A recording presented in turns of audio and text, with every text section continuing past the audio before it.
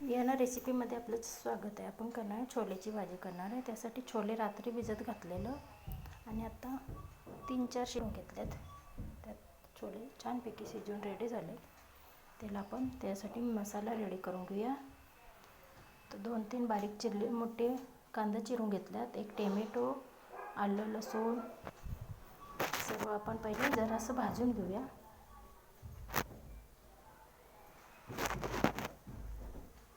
जरासं त्यांचा कच्चा पण निघून जाईल म्हणून आपण भाजून घेतले। त्यातच जरासं जिरं टाकूया, ती सुद्धा भाजून घेऊया।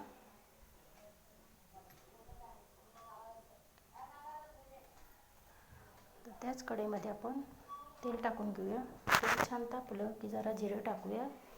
जिरं छान भाजलं की त्यातच आपण मसाला पेस्ट तयार करून घेतलेली, कांदा लसूण आलं जिरं जी पेस्ट केलेली ती व्यवस्थित अशी तेलात भाजून घेऊया।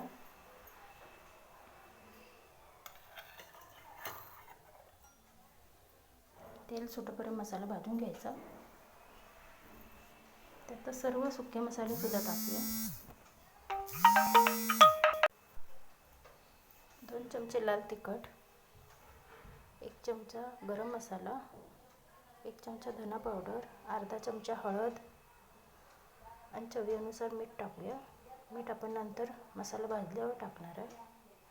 तर व्यवस्थित असा तेल सुटेपर्यंत मसाला भाजून घ्यायचा।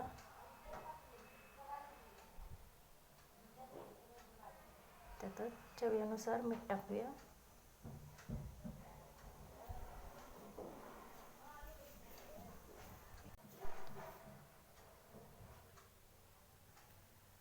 तर 10 मिनिटं झाली आपण मसाला भाजत। व्यवस्थित असा तेल सुटेपर्यंत मसाला भाजला की भाजीला पण छान स्वाद येतो।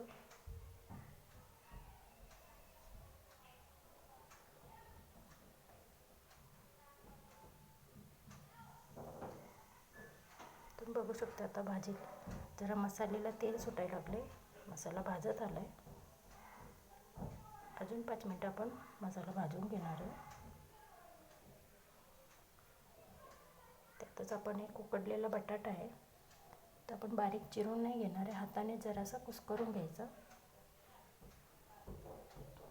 म्हणजे ग्रेव्ही आहे जराशी जाड होते।